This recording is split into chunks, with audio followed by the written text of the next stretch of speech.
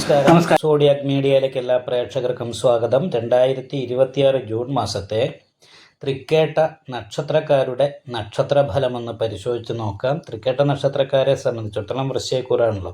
അപ്പം ഭാഗ്യസ്ഥാനത്ത് 9ാം ഭാവത്തിലേക്ക് വ്യാഴത്തിന് മാറ്റം വന്നതുകൊണ്ട് തന്നെ ദൈവാധീനം വർദ്ധിച്ചിട്ടുണ്ട്. അപ്പം 2ാം ഭാവാധിപത്യം വഹിച്ച് ഭാഗ്യസ്ഥാനത്ത് സർവേശ്വരകാരകനായിരിക്കുന്ന വ്യാഴം നിവർത്തി സ്ഥാനാധിപതിയായിരിക്കുന്ന ശുക്രനോട് ചേർന്ന് നിൽക്കുന്നു.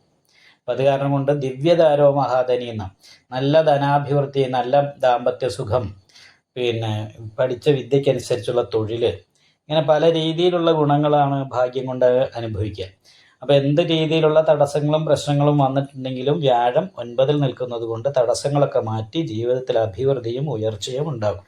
പ്രത്യേകിച്ചും കർമാധിപതിയായിരിക്കുന്ന സൂര്യൻ ബലവാനായിട്ട് നിവർത്തി സ്ഥാനത്ത് നിൽക്കുന്നതുകൊണ്ട് തൊഴിലിൻ്റെ കാര്യത്തിൽ വളരെ അനുകൂലമാണ്. ഗവൺമെൻറ് ജോലി കാത്തിരിക്കുന്നവർക്ക് ഗവൺമെൻറ് ജോലി കിട്ടാൻ സാധ്യതയുണ്ട്. PSC ഒക്കെ എഴുതിയിട്ട് നിയമനം കാത്തിരിക്കുന്നവർക്കാണ് ആ ഗുണമുള്ളത്.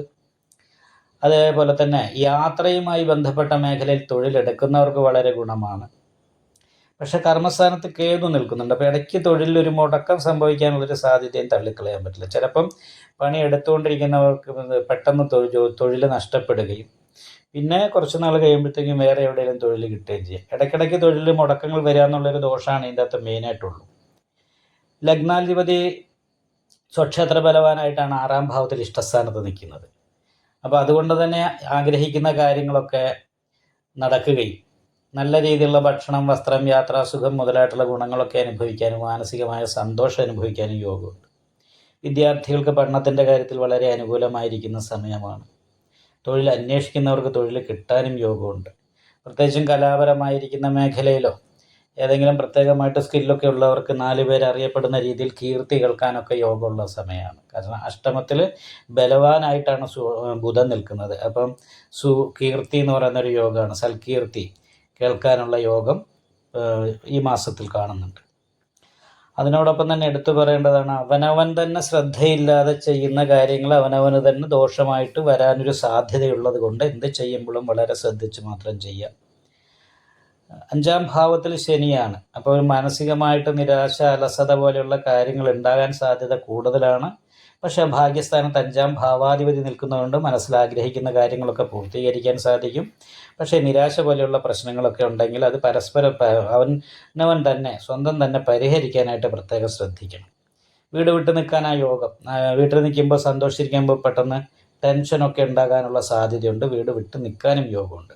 പിന്നെ 4ാം ഭാവാധിപതി 5ലാണ്, മീനൻ രാശിയിലാണ്. അപ്പോൾ വീട് വിട്ട് ജലധനഭോക്ത എന്ന് പറയുന്ന യോഗം ചെയ്തിട്ട് അന്യദേശത്ത് വിദേശത്തൊക്കെ പോകണം എന്നൊക്കെ ആഗ്രഹിക്കുകയാണെങ്കിൽ അതിനൊക്കെ സാധിക്കുന്ന ഒരു സമയം കൂടിയാണ്.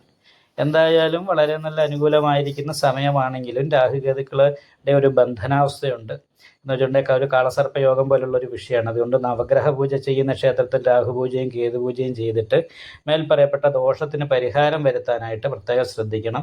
അതുപോലെ തന്നെ നാഗപൂജ, അടുത്തുള്ള ക്ഷേത്രത്തിൽ നാഗപൂജ ചെയ്യുകയും നന്നായിട്ട് പ്രാർത്ഥിക്കുകയും ചെയ്യാം. നിങ്ങൾക്ക് ഈ വീഡിയോ ഇഷ്ടപ്പെട്ടാൽ ലൈക്ക് ചെയ്യുക, നിങ്ങളുടെ അഭിപ്രായങ്ങൾ കമൻറ്റ് ചെയ്യാം. ജ്യോതിഷവുമായി ബന്ധപ്പെട്ട കൂടുതൽ കാര്യങ്ങൾ അറിയാൻ ഈ ചാനൽ സബ്സ്ക്രൈബ് ചെയ്യുക. ഞങ്ങളുടെ ഓൺലൈൻ കൺസൾട്ടൻസി നമ്പർ താഴെ ഡിസ്ക്രിപ്ഷൻ ബോക്സിൽ കൊടുത്തിട്ടുണ്ട്. ആവശ്യമുള്ളവർക്ക് കോൺടാക്റ്റ് ചെയ്യാവുന്നതാണ്.